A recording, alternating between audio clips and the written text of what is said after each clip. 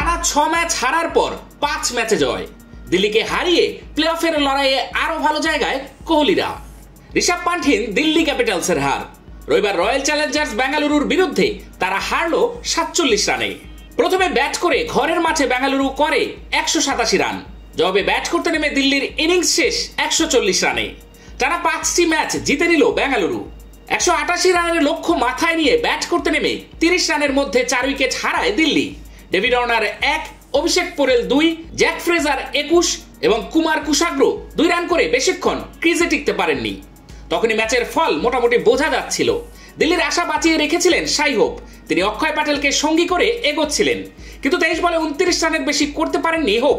তিনি আউট হওয়ার পর একাই দলকে টানছিলেন অক্ষয়, কিন্তু ম্যাচ জেতাতে পারেননি। 39 বলে 57 রান করেন তিনি।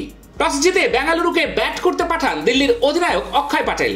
এই ম্যাচে খেলতে পারেননি ঋষভ পান্থ। স্লো ওভার রেটের জন্য সাসপেন্ড তিনি। বেঙ্গালুরু ব্যাট করতে নেমে শুরুতেই অধিনায়ক ফাফ ডু প্লেসির উইকেট হারায়। মাত্র 6 রান করে আউট হয়ে যান তিনি। পাওয়ার প্লের মধ্যেই আউট হন বিরাট কোহলি। 36 রানে 2 উইকেট হারায় বেঙ্গালুরু, তার মধ্যে 27 রান বিরাটের।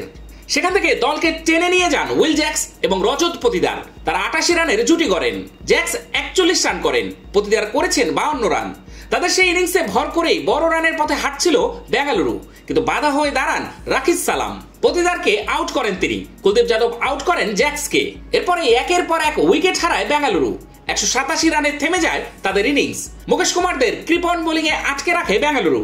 2টি করে উইকেট নিয়েছেন রাসিক এবং খলিল আহমেদ। 1টি করে উইকেট ঈশান শর্মা, মুকেশ এবং কুলদীপের।